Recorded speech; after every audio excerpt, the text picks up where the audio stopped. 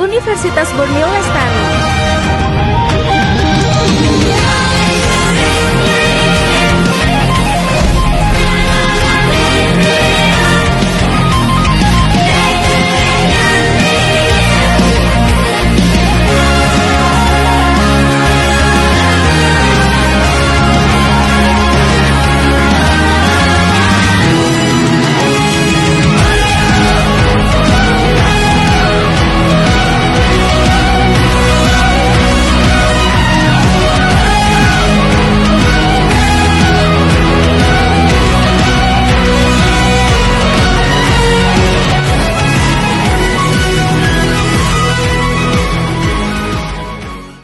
Halo teman-teman semua, selamat datang di Obstay, obrolan santai.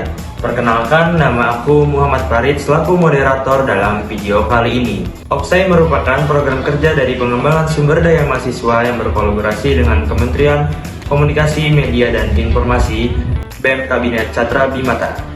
Obstay bertujuan untuk memperkenalkan pengurus kementerian dan badan pengurus harian BEM Kabinet Catra Bimata, serta memperkenalkan program kerja yang akan dilaksanakan selama satu periode ke depan, dan juga pesan dan kesan selama kepengurusan di Kabinet Catra Bimata BEM Universitas Borneo Lestari. Oke Sobat Obstay, jadi di sini aku sudah bersama Kementerian Koordinasi Sinergitas dan Pengawasan BEM Kabinet Catra Bimata. Halo teman-teman semua. Halo. Apa kabar? Alhamdulillah. Mungkin perkenalan dulu nih dari Ibu Menterinya dulu, boleh? Halo semua, aku Nova Ramadhani, biasa disapa Nova. Aku sebagai Menteri dari Kementerian Koordinasi Sinergisitas dan Pengawasan. Mungkin selanjut, Aku Sofiawati, staf ahli dari Persisan. Aku Alina Nadia, staf ahli dari Persisan. Halo, aku Alia Masyada, staf ahli dari Kementerian Persisan. Hai, aku Fahrian dari staf Kementerian di Persisan. Kalau aku Didin Mahdi, bisa dipanggil Didin dari Kementerian Persisan. Oke, jadi teman-teman Persisan ini lumayan banyak ya daripada kementerian-kementerian yang sebelumnya yang ada juga di Obstay ini.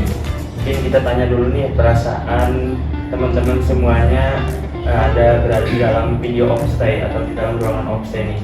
Mungkin dari Alia dulu, bagaimana perasaannya ada di pembuatan?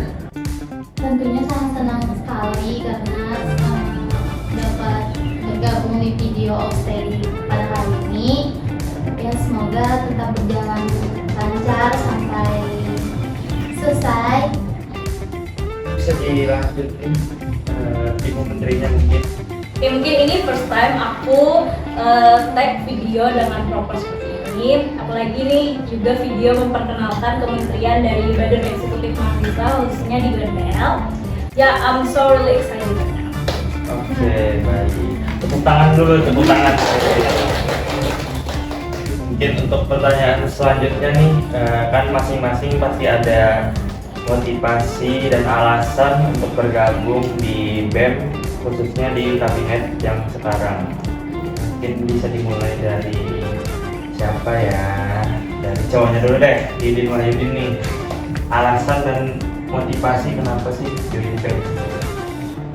Untuk alasannya gabung di organisasi BEM mungkin untuk menambah relasi, pengalaman dalam berorganisasi, dan yang paling penting untuk memanajemen waktu. Mungkin itu aja sih.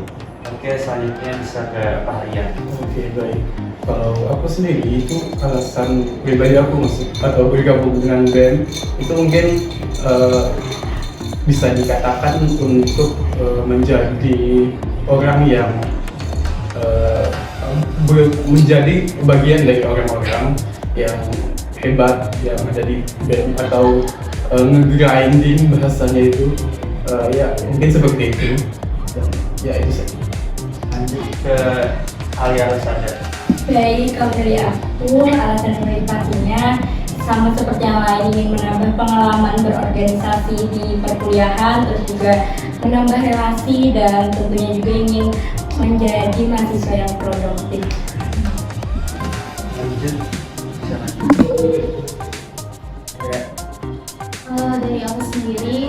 sih untuk mengikuti BEM ini ya untuk lebih banyak berinteraksi dengan orang-orang yang mungkin belum terlalu dekat, jadi tambah dekat gitu. Terus itu juga menambah pengalaman-pengalaman yang banyak, karena sebelumnya aku belum pernah berorganisasi, jadi tertarik aja untuk ikut BEM. Ya Allah, aku pasrahkan diriku sepenuhnya pada saat ini. Aku awal saya masuk BEM itu yang pertama ya menambah pengalaman, sudah pasti itu ya kan. Terus ada menambah relasi juga. Terus itu kayak mengisi kekosongan waktu, misalkan tidak ada kuliah yang padat begitu. Mungkin dari aku sendiri alasan khusus ya untuk masuk BEM Kabinet Teknologi Bangsa ini karena aku sendiri tertarik dengan hal-hal di bidang manajemen. Karena seperti yang kita tahu kalau manajemen dan organisasi itu nggak bakal bisa dipisahkan. Lalu alasan lain mungkin aku seneng ya berkumpul-kumpul apalagi dengan teman-teman ini dari berbagai macam program studi dan dari berbagai macam angkatan juga. Jadi itu memberikan pengalaman tersendiri sih buat aku.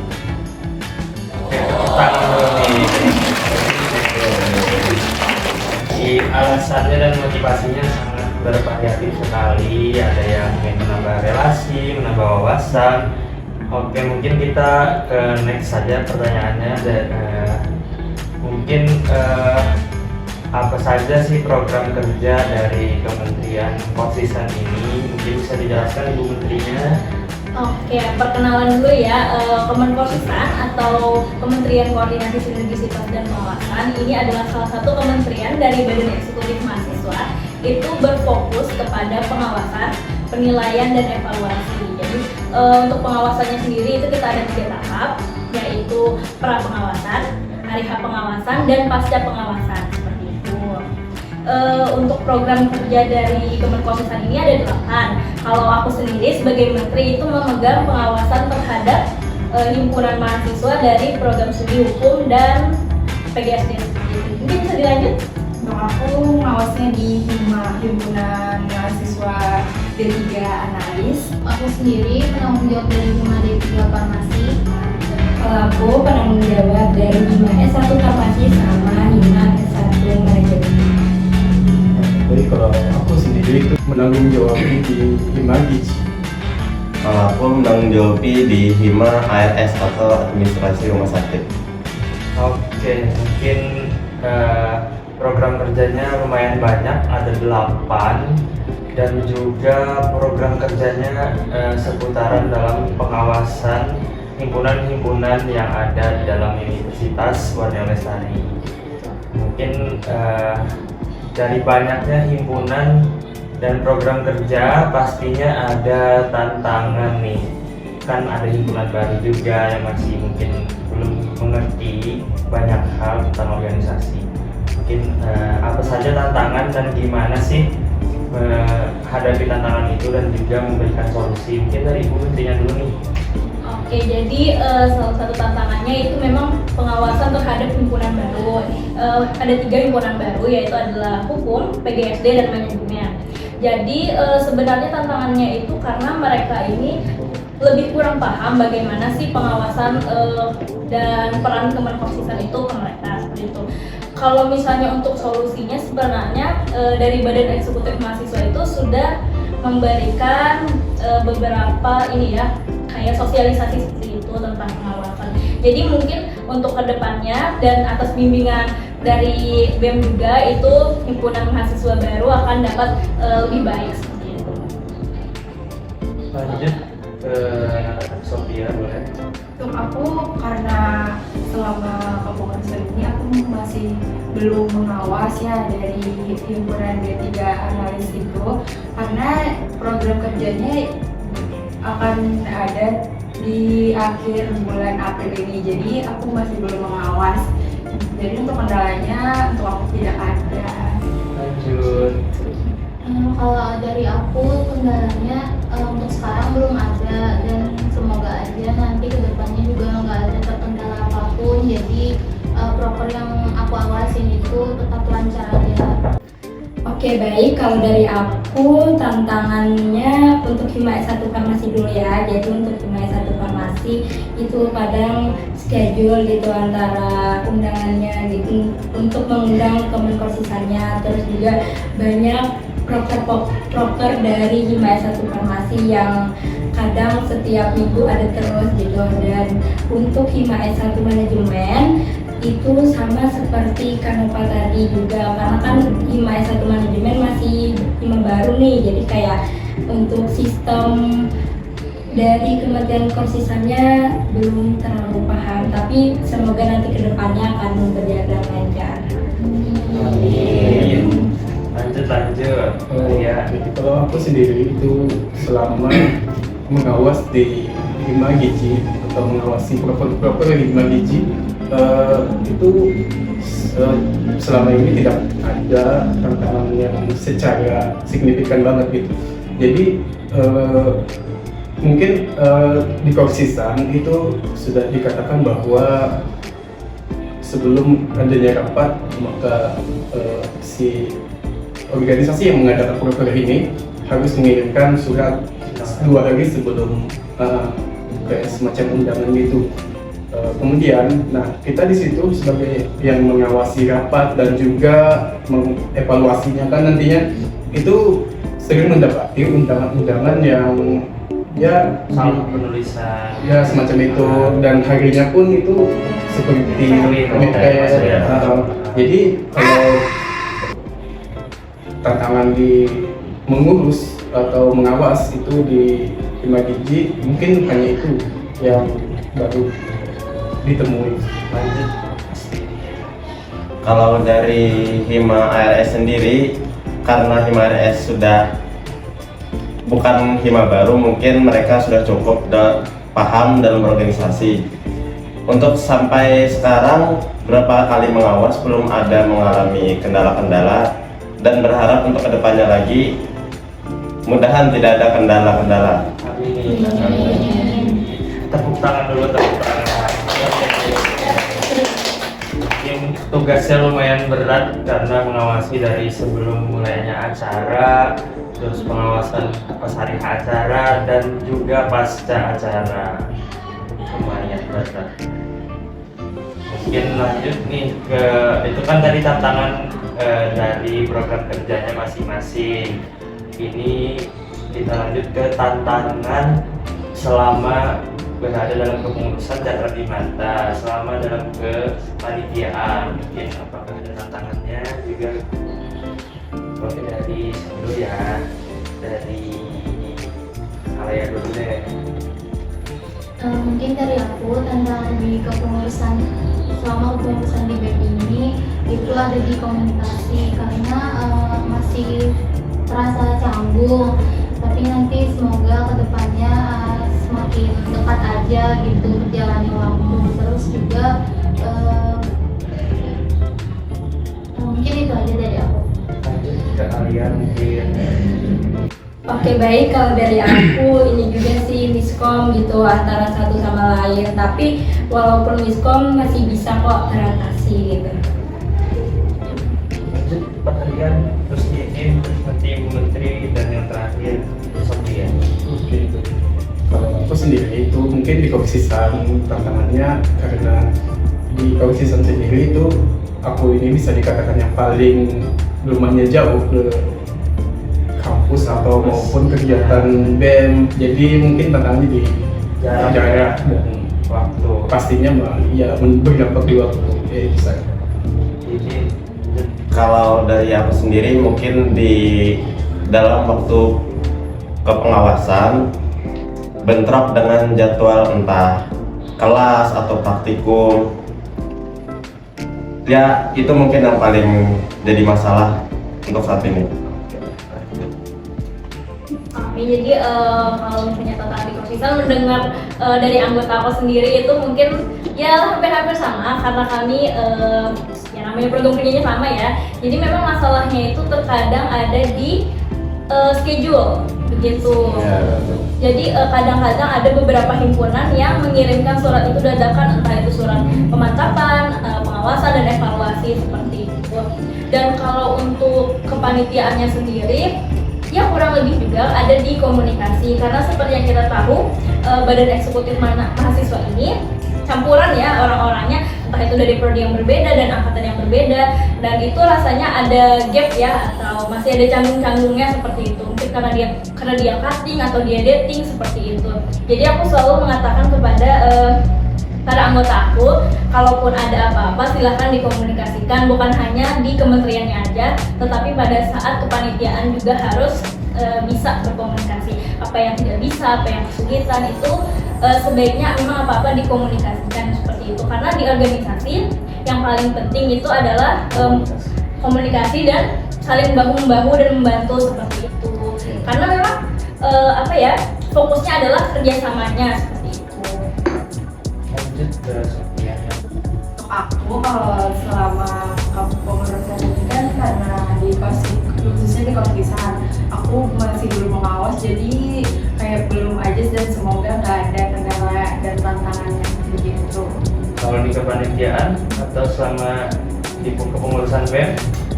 Untuk di kepanitiaannya ya mungkin miskomunikasi aja. Oke, itu tadi teman-teman sobat Opstay, tantangan, ada yang tantangannya bentrok waktu, ada yang schedule, ada yang miskom. Nah, mungkin saya ingin bertanya lagi nih kepada teman-teman semua, bagaimana sih kalian membagi waktu antara misalnya tadi praktikum dan juga acara dari di luar akademik gitu, seperti acara BEM kan biasanya bentrok ya. Gimana tuh cara membagi waktu? Kita riset dulu ya. Dari Bu Menterinya deh. Oke, sebenarnya kita sebagai anak organisasi sudah pasti banyak mendengar tuh gimana sih cara membagi waktu antara akademik dan non akademik ya. Jadi yang paling penting itu kita tahu adalah skala prioritas. Jadi karena kita tidak bisa nih membagi mana yang paling penting, mana antara organisasi atau misalnya akademik itu paling penting yang mana, karena menurut aku sendiri ya, menurut aku pribadi itu keduanya sama-sama penting, asal kita tahu dari dua kegiatan ini yang mana lebih penting seperti itu. Kalau misalnya pun ada tugas yang deadline, ya alangkah lebih baiknya kita mengerjakan yang dekat dulu lah seperti itu. Kalau misalnya dari aku pribadi sih itu yang penting, skala prioritas dan jadwal juga harus disusun dengan rapi. Betul sekali. Mungkin Didin nih bisa menyampaikan bagaimana sih cara Didin membagi waktu. Mungkin untuk membagi waktu kayak tadi kan bentrok entah kelas atau praktikum, karena tujuan kita kuliahnya memang untuk di bidang akademik itu, lebih mengutamakan di praktikum atau di kelas itu. Untuk pengawasan bisa juga diganti dengan teman-teman yang lain, misalnya nanti minta keterlambatan waktu untuk hadir setelahnya. Ya itu aja mungkin. Oke, tepuk tangan dulu, tepuk tangan. Oke.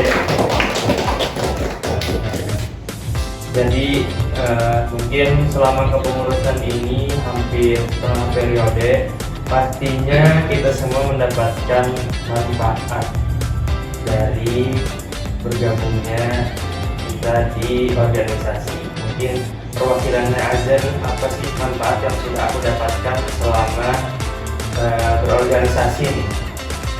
Mungkin Sophia ya. Untuk aku manfaat bergabung di BEM ini sebenarnya menambah pengalaman, karena dari SMK tuh ke anaknya nggak ikut organisasi ya, di kuliahan malah ikut organisasinya, itu terutama manfaatnya. Terus relasi-relasi juga bertambah kayak gitu, dan sekarang juga relasi-relasi aku udah bertambah nih, bukan hanya di kelas aja tapi dari angkatan dan jurusan-jurusan yang lain. Banyak sekali kan manfaat yang kita dapatkan selama kepengurusan ini hanya mungkin setengah periode lalu sampai habis. Mungkin akan banyak lagi manfaat dan keuntungan yang kita dapat karena kita berada di dalam suatu organisasi. Next, kita ke suka dan duka selama kepengurusan. pastinya kan ada nih suka dan duka selama kepengurusan. Mungkin dua orang terpilih akan menyampaikan nih suka dan duka selama kepengurusan. Dari Ibu Menterinya dulu nih, Ibu Menteri. Suka dan duka ya. Kalaupun sukanya itu sebenarnya hal yang sangat kecil, itu seperti yang aku bilang tadi, itu aku suka banget berkumpul dengan teman-teman ini, teman, dan aku bersyukur di samping itu juga dapat merasakan manfaatnya. Kalau dukanya sih belum ada ya, karena jujur aku masih bersenang-senang sampai saat ini dengan orang-orang yang ada di sekitar aku, di samping aku, terutama di BEM Kabinet Catra Bimata. Oke, nah selanjutnya Alia ada disampaikan. Baik, kalau dari aku suka dukanya, tapi untuk sukanya dulu ya. Sukanya yang pastinya banyak, tapi salah satunya yang pastinya banyak menambah pertemanan dari berbagai jurusan, terus juga banyak relasi juga, terus juga yang pasti ada teman dari cutting, dating gitu. Untuk dukanya, untuk saat ini juga belum ada, semoga juga kedepannya nggak ada dukanya. Jangan ada duka di antara kita. Itu tadi suka dan duka. Mungkin selanjutnya kita akan memberikan pesan kepada pengurus Kabinet Catra Bimata dan juga untuk pengurus selanjutnya yang akan bergabung di organisasi, khususnya Badan Eksekutif Mahasiswa. Mungkin pesannya dari Ibu Menterinya bisa disampaikan. Oke, pesan untuk teman-teman kementerian aku dan seluruh pengurus dan Kabinet Catra Bimata, mungkin ayo kita tingkatkan lagi komunikasi kita, jangan ada canggung-canggung, karena bagaimanapun kita berada di dalam satu wadah komunikasi gitu. Dan apapun yang kita hadapi ke depannya, entah itu suka duka ataupun masalah, terutama masalah ya, jangan dianggap sebagai beban pikiran kita. Kita jadikan pelajaran, apa yang bisa kita ambil hal positif, kita ambil hal positif seperti itu. Dan mungkin untuk calon kepengurusan selanjutnya nih, yang suka-suka masalah manajemen ataupun problem solving dan public speaking, itu bisa banget join ke Kementerian Koordinasi Sinergisitas dan Pengawasan. Itu. Join. Yang terakhir adalah satu kata untuk Kabinet Catra Bimata. Ini semuanya dari Didi dulu nih. Kata-katanya ya, Jalan dulu. kata-katanya BEM Catra Bimata Jaya. Jaya. Lanjut kalian. Kata-kata untuk BEM Catra Bimata atau satu kata tadi, BEM Catra Bimata itu keren. Yes. Lanjut. Oke, kalau dari aku untuk Kabinet Catra Bimata, semangat terus. Semangat. Lanjut. Dari aku, Kabinet Catra Bimata sukses selalu. Sukses. Kalau dari aku, satu kata untuk BEM Kabinet Catra Bimata, mantap. Mantap. Mantap. Dari aku, Kabinet Catra Bimata, wonderful. Waduh. Kalau dari aku menyala bagus. Oke teman-teman, dengan pertanyaan terakhir tadi maka berakhirlah juga episode Offstay pada kali ini. Terima kasih kepada Kementerian Kosisan yang telah berhadir dalam membuat video kali ini, dan terima kasih juga kepada Bians Kopi yang telah menyediakan tempat untuk kami membuat video. Jangan lupa tonton Offstay di Instagram BEM_UNBL, YouTube BEM Universitas Borneo Lestari. TikTok bem.unbl. Jangan lupa Like, comment, and subscribe. Dadah, Offstay, Obrolan santai. Dan juga pesan dan kesan selama pengurus video. Dan juga Universitas. ya, kedepannya menjelaskan lagi Pak.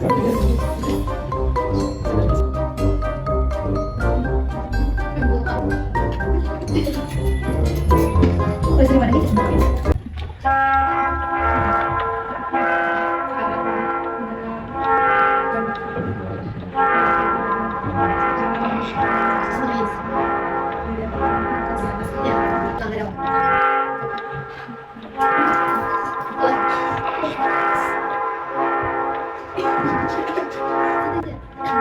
Terlalu dah. Dari bagi jurusan ya. Langsung pesan. Pesan. Oke. Ya, penutup pada video kali ini. Terima kasih banyak atas perhatiannya. Ya,